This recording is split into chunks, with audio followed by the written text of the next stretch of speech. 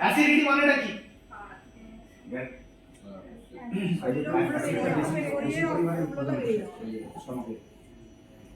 মানে অ্যাসিডের মাত্রা বেড়ে যাওয়াটাকে বলি আমরা অ্যাসিডিটি হয়ে যাওয়া।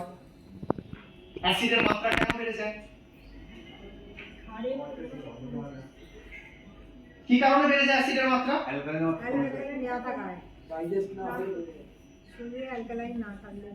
অ্যাসিড আমাদের শরীর থেকে বেরোয় কি বেরোয় না? প্রতিদিন বেরোয়, কিন্তু তার মাত্রাটা যখন বেড়ে যায় তখন প্রবলেমগুলো আসে। তার একটা দুটো বড় কারণ কি? খালি পেটে থাকা, সকালে চা খাওয়া, এগুলো হচ্ছে আমাদের রেগুলার লাইফস্টাইলের মধ্যে পার্ট, যেগুলোকে আমরা করি বলে আমাদের অ্যাসিডিটি গুলো আসে। এবার এই অ্যাসিডিটি যখন আসে তখন কি কি প্রবলেম হয়? গলা বুক জ্বালা করে, মুখে টকটক ভাব আসে, যা খাবার খাই সেটা ডাইজেস্ট হতে চায় না, এই ধরনের প্রবলেমগুলো সবকিছু আসতে আরম্ভ করে তার সাইডে।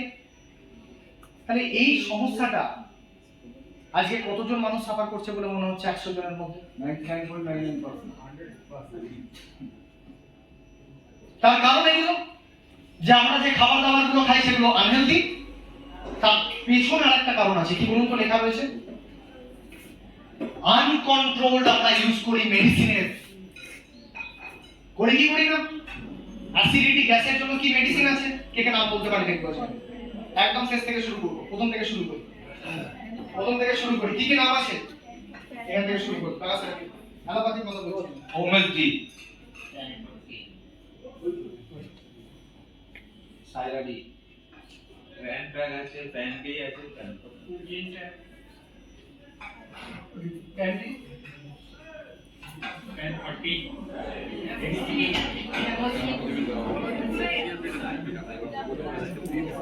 এতগুলো যে নাম আপনি জানলেন কি করে? কে জানালো আপনাকে?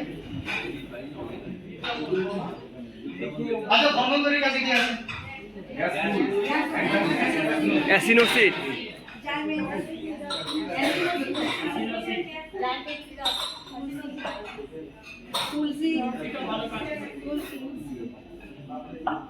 এবার ভেবে দেখুন, এই যে কমপ্লিকেটেড নামগুলো আপনারা বললেন এতক্ষণ ধরে, প্রথমে আমি যখন জিজ্ঞাসা করলাম যে কি কি অ্যালোপ্যাথি ওষুধ আছে অ্যাসিডিটি কমানোর জন্য,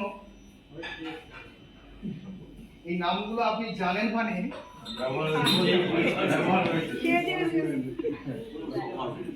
এই নামগুলো আপনি এত সুন্দরভাবে জানেন মানে প্যানের পর 40টা বসাতে হয়, প্যানের পর ডিটা বসাতে হয়। অ্যাসিলক, র্যানিটিডিন, আপনি নামগুলো জেনেছেন মানে এটুকু আমার বিশ্বাস আছে এগুলো আপনার ফ্যামিলি কানেক্টেড। তার জন্য আমি জিজ্ঞাসা করলাম, আমি একবার দেখে নিতে চাইলাম যে ভুলে গেছে না মনে আছে এখনো? এখনো মনে আছে। তাহলে যে অ্যাসিডিটি বা গ্যাস হয়ে যাওয়ার জন্য এই যে কালারফুল মেডিসিন গুলো আপনারা দেখছেন স্ক্রিনের মধ্যে,